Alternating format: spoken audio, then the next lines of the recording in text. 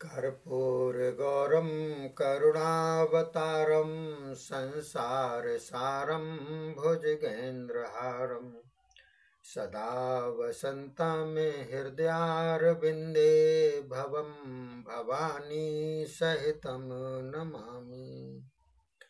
बोलिए शंकर भगवान की जय। बोलिए शिव महापुराण की जय।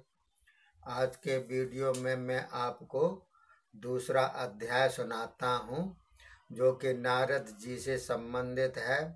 नारद का तप तथा काम विजय इसमें दिखलाया गया है। तो किस प्रकार से है कथा आप सुनते रहिए, इसमें कोई भी मिलावट नहीं है। तो देखिए, सूत जी बोले, हे ब्राह्मण देवताओं, एक समय की बात है, ब्रह्मा जी के पुत्र नारद जी ने तप करने का विचार मन में किया। फिर वे जहाँ पतित पावनी गंगा जी बह रही हैं, ऐसे हिमाचल पर्वत की एक गुफा को देखकर तप करने के लिए उन्होंने वहाँ दिव्य आश्रम बनाया।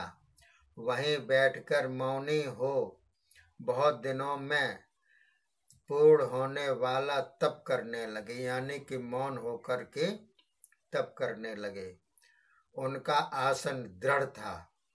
प्राणायाम समाधि में अहम ब्रह्मास्मि अर्थात मैं ब्रह्म हूँ, इसी मंत्र की धुन में मग्न थे। यानी कि अहम ब्रह्मास्मि जो मंत्र है, इसका अर्थ मैं ही ब्रह्म हूँ, अर्थात वो जिसकी पूजा करते हैं वही देवी देवता जिसकी पूजा करते हैं वो अपने में ही समाहित कर लेते हैं और स्वयं में और जिसकी पूजा करते हैं उसमें कोई भी भेद नहीं करते हैं। उसी को अहम ब्रह्मास्मि कहते हैं। तो दोनों एक ही हो जाते हैं। तो देखिए साथियों, इसी मंत्र की धुन में मग्न थे। इसी मंत्र के ज्ञान द्वारा ब्रह्म के साक्षात दर्शन हुआ करते हैं। यह नारद जी का उग्र तप था। हे मुनिगणों, इस प्रकार का तप देखकर इंद्र डर गया। इंद्र जो है अपनी गद्दी को कोई छीन ना ले, इसके लिए वो हमेशा डरा रहता है और नाना प्रकार के षड्यंत्र रच करके उनका तप भंग करता रहता है। ये उसकी आदत है।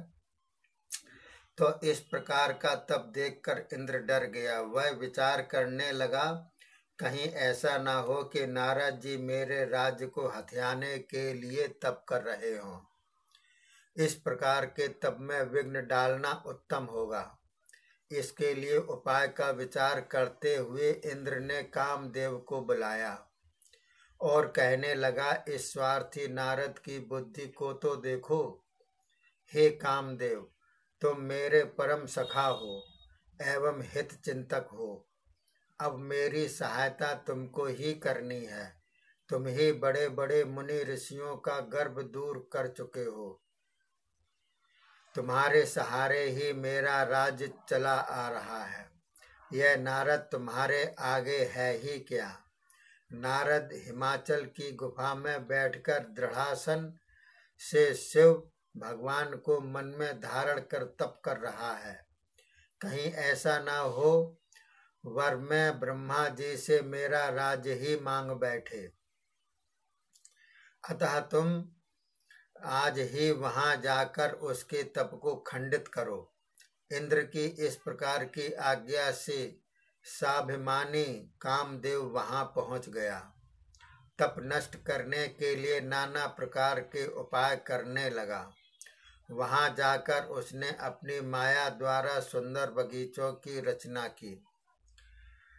तो देखिए, ये जो आपके है बहुत ही कामदेव कपटी है और माया को रचने में माहिर है। इसमें दिया हुआ है, जिसमें अनेकों प्रकार के गुलाब, चंपा, चमेली, गेंदा, रायबेल आदि के मनोहर सुगंधित पुष्प खिल गए, भ्रमर गुंजार करने लगे। शीतल मंद सुगंध मलय पवन चलने लगा। बसंत आदि 6 हों ऋतुओं का परम आनंद हो उठा। फिर काम कला के परम प्रवीण अप्सरागण को प्रकट किया। वे काम वर्धक नृत्य कर एवं हाव भाव मिलित गीत सुचारू रूपेण करने लगी। उन्होंने अनेकों प्रकार के ऐसे ऐसे उपाय किए जिससे नारद जी का मन विचलित हो जाए, किंतु वे नारद जी का कुछ भी बिगाड़ न सकी। कामदेव ने भी अन्य बहुत से उपाय किए जिससे तप खंडित हो जाए, परंतु नारद जी तप में निमग्न ही रहे। यह तो श्री सदाशिव जी की कृपा ही थी। दूसरे उसी स्थान पर स्वयं सदाशिव ने भी तपस्या की थी। इस कारण भी नारद जी की तप खंडित न हो सका। अर्थात कहीं भी कोई भी पवित्र जगह पर कोई पवित्र आत्मा पहले रह चुकी होती है तो उसकी वर्णनाएं इधर उधर चारों तरफ घूमती रहती हैं उसके आसपास, जिससे कि उसका वातावरण शुद्ध रहता है। उसके अंतर्गत कोई भी आता है तो उस वर्णनाओं के अंतर्गत प्रभावित होता है। वही ये बतला रहे हैं कि उन्होंने शंकर जी ने तपस्या की थी, इस कारण से कामदेव का काम विफल रहा। तो देखिए, कामदेव को भस्म कर देने का भी यही स्थान है।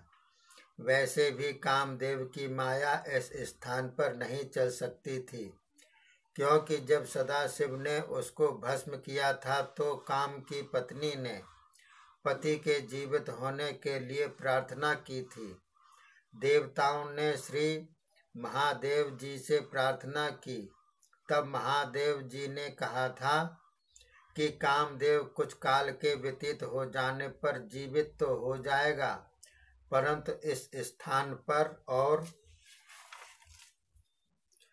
इस स्थान के साथ साथ जहाँ तक यह भस्म होता दिखाई देता रहा है, वहाँ तक उतने पृथ्वी खंड में इसकी माया एवं काम वाण नहीं चल सकेंगे। ठीक इसी प्रकार इस स्थान पर उसकी माया सबकी सब निष्फल हो गई। वह बेचारा लज्जित होकर इंद्र के पास लौट गया। इंद्र को अपनी निष्फलता का समाचार तथा नारद जी की तपस्या का प्रभाव जानकर सुनाया। इंद्र से आज्ञा लेकर अपने स्थान पर चला गया। यह शिव माया थी जिसे न समझकर इंद्र ने नारद जी की तपस्या की प्रशंसा की। श्री महादेव जी की महिमा का उसे पता ही न था। वह आश्चर्य में पड़ गया। सदाशिव की परम कृपा से नारद जी ने बहुत काल पर्यंत तपश्चर्या की। अपने तप को पूरा हुआ समझकर नारद जी उठे। फिर उनको कामदेव पर विजय पाने का पूरा ध्यान आया। मन में अभिमान की मात्रा जग उठी। मैंने कामदेव पर विजय पाई। इस प्रकार के अभिमान से उनका ज्ञान नष्ट हो गया। तो देखिए, अभिमान तो किसी का भी कोई भी नष्ट कर सकता है। अभिमान बहुत बुरी चीज है। इसमें बतलाया गया है कि उनका ज्ञान नष्ट हो गया अभिमान के कारण नारद जी का। अपनी विजय कथा श्री महादेव जी को ही सुनाने के लिए शीघ्र ही कैलाश पर्वत पर जा पहुँचे। वहाँ रुद्र महादेव जी को प्रणाम करके अपनी तपश्चर्या की सफलता का समाचार तथा अभिमान के साथ कामदेव पर विजय पाने का सब समाचार कह सुनाया।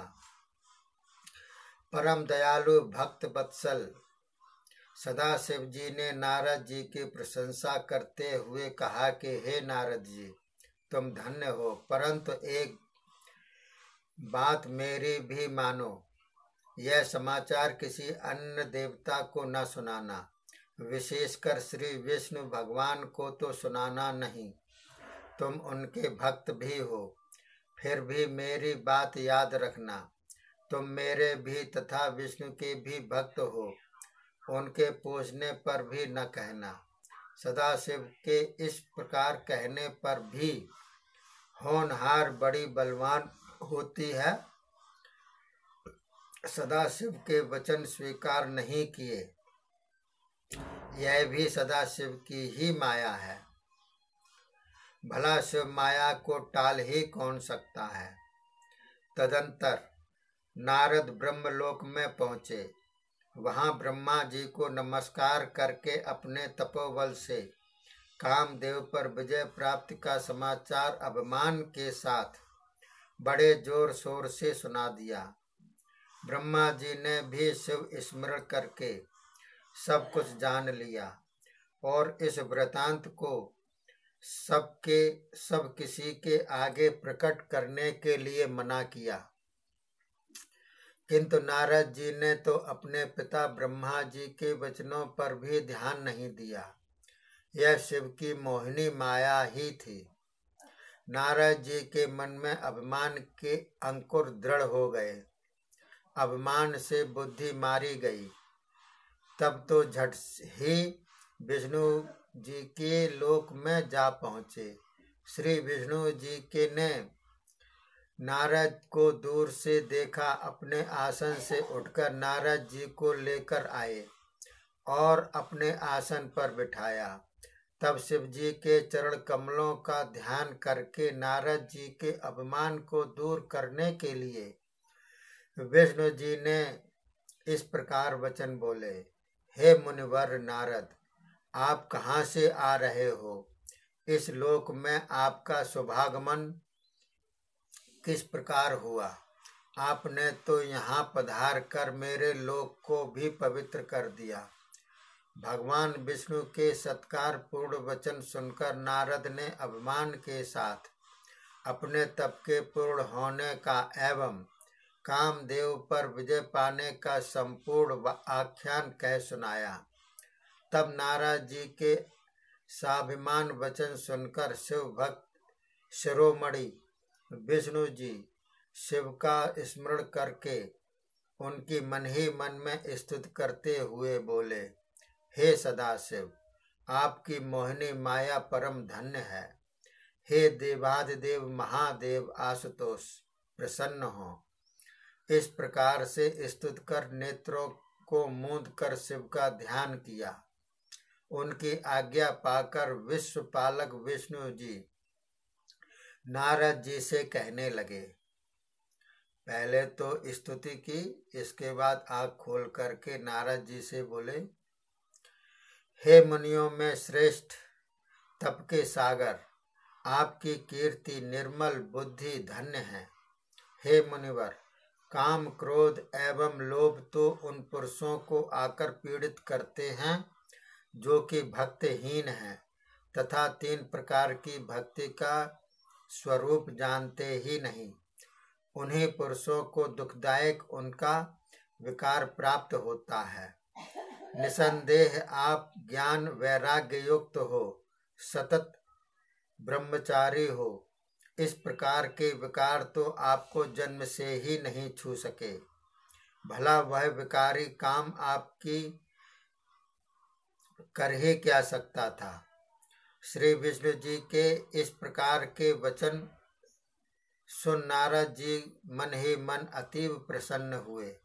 नमस्कार करके कहने लगे, हे स्वामिन, यह सब आपकी कृपा का फल है। आपकी कृपा के आगे कामदेव विचारे की शक्ति ही क्या है जो मेरा कुछ बिगाड़ सके।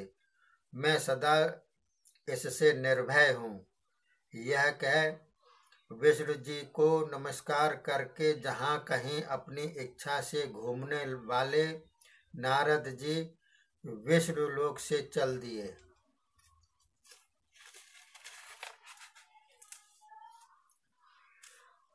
तो ये अध्याय आपका समाप्त हुआ।